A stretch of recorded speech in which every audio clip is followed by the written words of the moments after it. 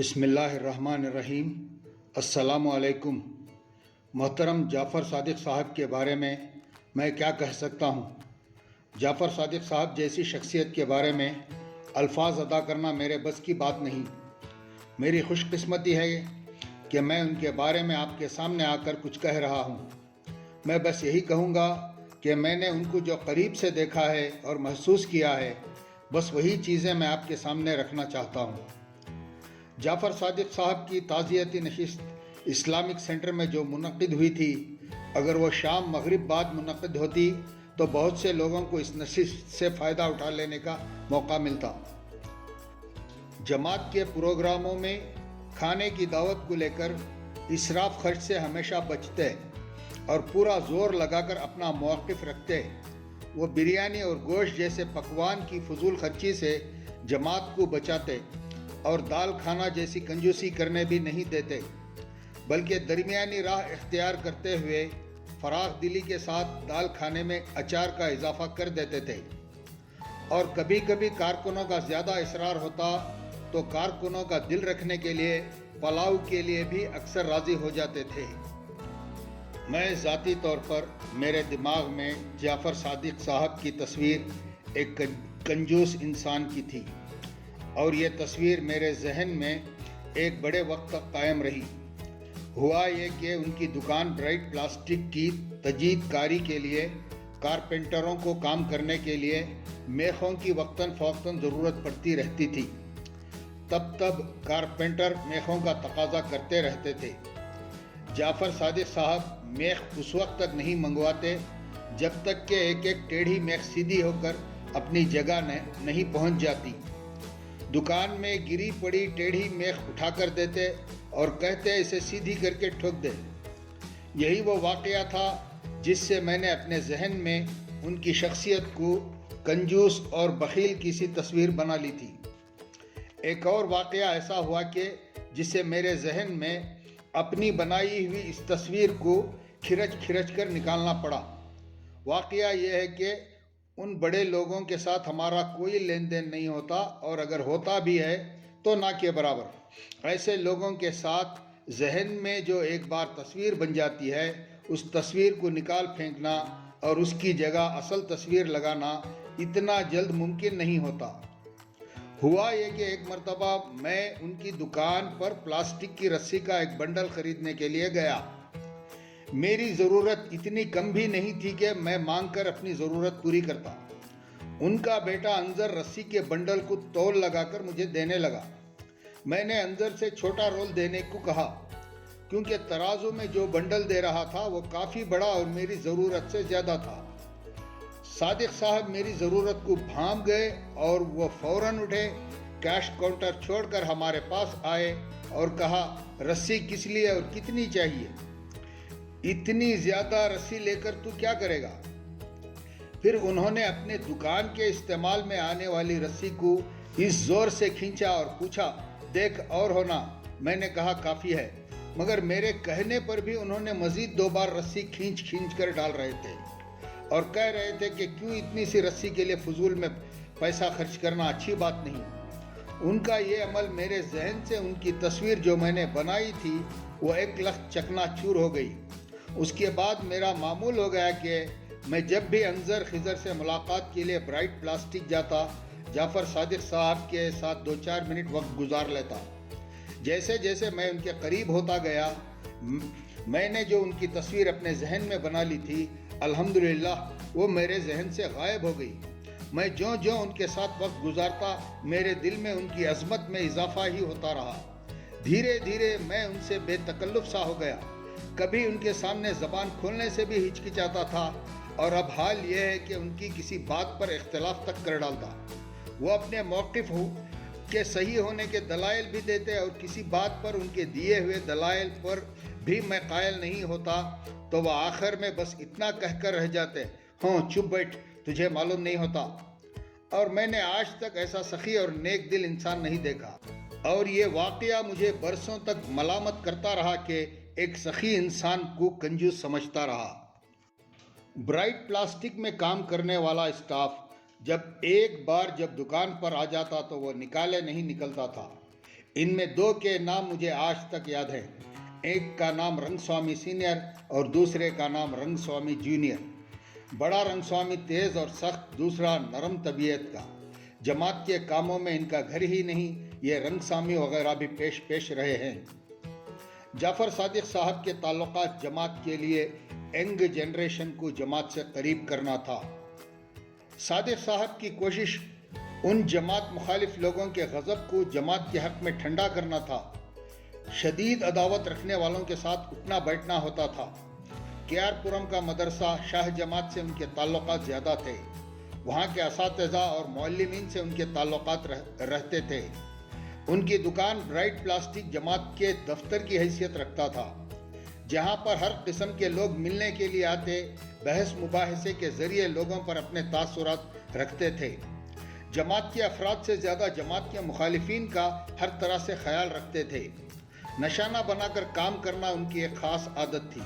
نئی جنریشن کو آگے بڑھانا، نئے افراد کو پرانے پر مقدم رکھنا ان کی وہ خوبی تھی جس سے ہر نیا فرد ان کو اپنا محسن اور ہمدرد سمجھتا تھا۔ درس قرآن اور درس حدیث کا ان کا انداز بھی نرالا تھا۔ دوران درس اگر ڈر اور خوف کا ذکر ہوتا تو وہ خود سہمے ہوئے بیان کرتے، اور اگر کوئی سخت بات کا یا تنبیہ کا ذکر ہوتا تو وہ ان کی آواز بلند ہو جاتی اور اس طرح بیان کرتے کہ وہ سب کچھ اب ہونے ہی والا ہے۔ جمعہ کا خطبہ بھی بیجا طول دینے سے پرہیز کرتے، مختصر اور آسان فہم میں الفاظ کو ادا کرتے، ایسی بات کہتے کہ دکاندار اور نوکر سب اچھی طرح سے سمجھ جاتے تھے۔ ان کے دروس کا مرکزی موضوع اکثر تقوی اور انفاق ہوتا تھا۔ تقوی اور انفاق پر آیات کوٹ کرنے اور اس کی اچھی تشریح کرنے میں کافی مہارت حاصل تھی۔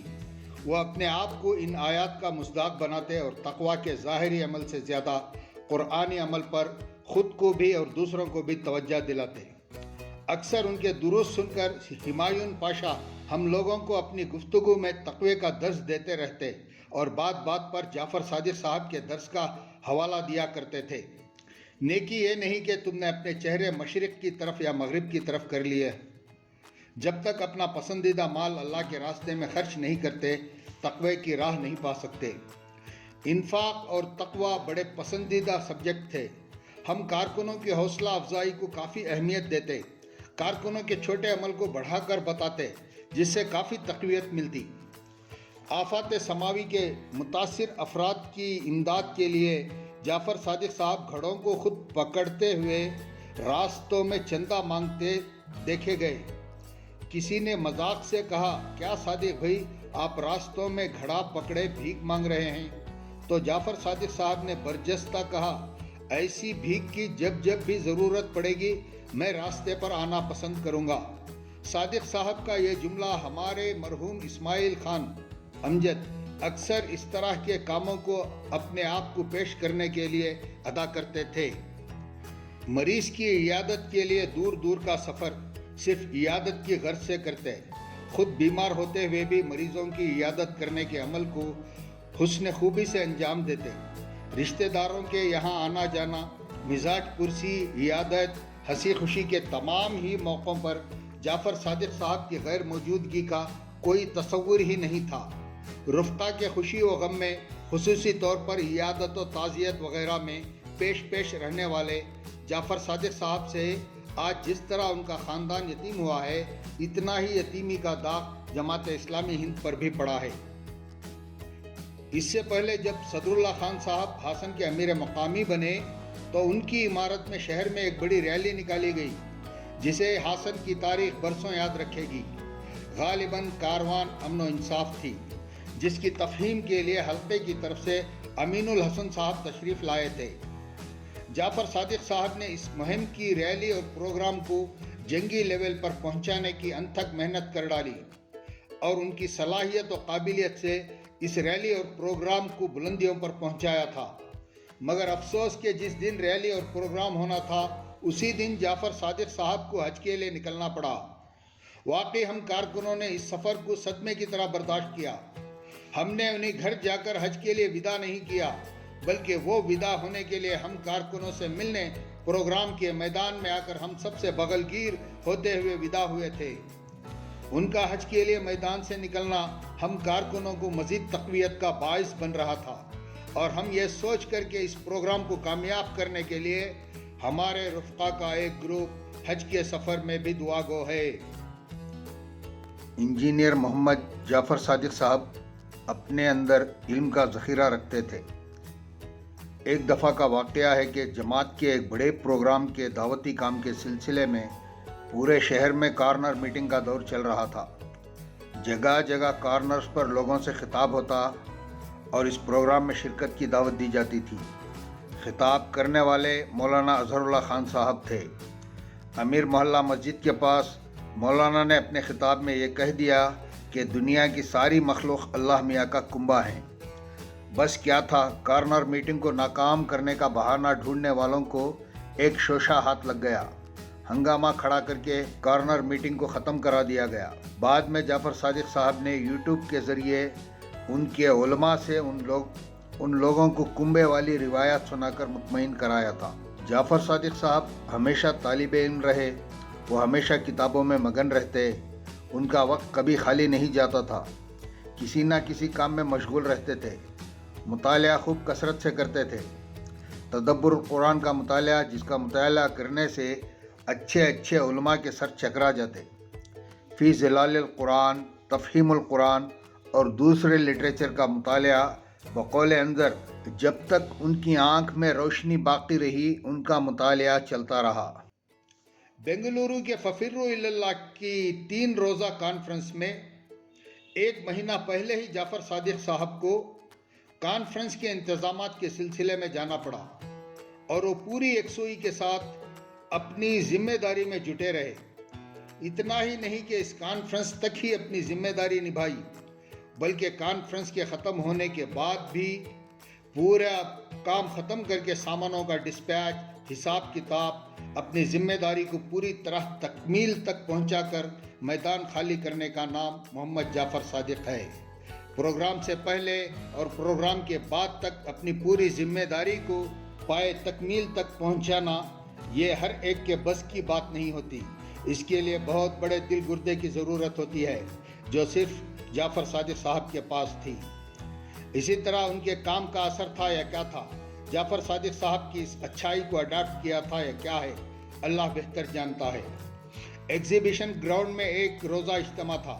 اس پروگرام کی تیاری بھی بڑے زور و شور سے تھی، اور اس پروگرام کے روح رواں فیروز نصرت رحیم صاحب تھے۔ ارے کی جماعت واچ اینڈ وارڈ کی خدمات پر مامور تھی۔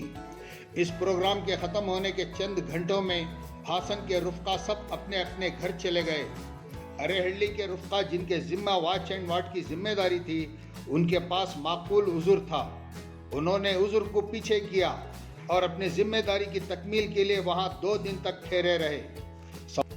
سوال یہ ہے کہ ان کو اس پر عمل کرنے کی تقویت کہاں سے ملی؟ ہونا ہو جعفر صادق صاحب کی مثال کو ہی انہوں نے اڈاپٹ کیا ہے۔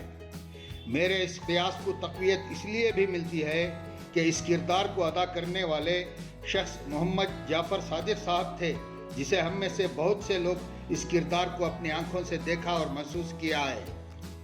مرحوم جعفر صادق صاحب اپنے دل میں میری تصویر کچھ ایسی بنا لی تھی، اور اس کا ذکر بھی ایک محفل کے سامنے کر ڈالا، جسے سن کر میرا دل باغ باغ ہو گیا۔ وہ یہ ہے کہ علی، تیری حیثیت اس جماعت کے اندر ایسی ہی ہے جیسے عامر عثمانی کی۔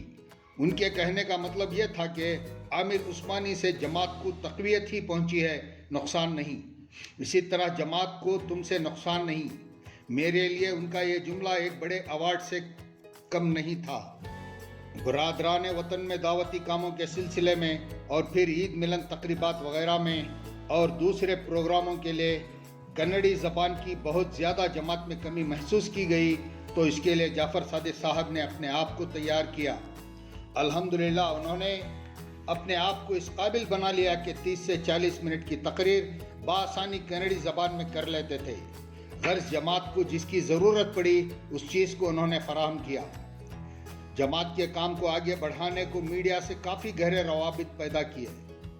جرنلسٹوں سے کافی تعلقات صرف اس غرض کے لیے کیے تھے کہ اسلام کا تعارف اچھی طرح ان میڈیا اور جرنلسٹوں تک پہنچ جائے۔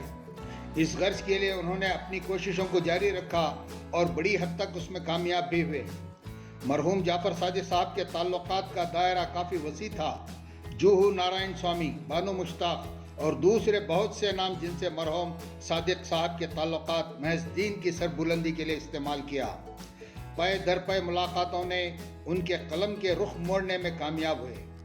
مرحوم محمد جعفر صادق رحمۃ اللہ علیہ، اللہ ان سے راضی ہو اور وہ اللہ سے راضی ہوں۔ عبدالعلی بن عبدالقدیر اصلاحی حسن۔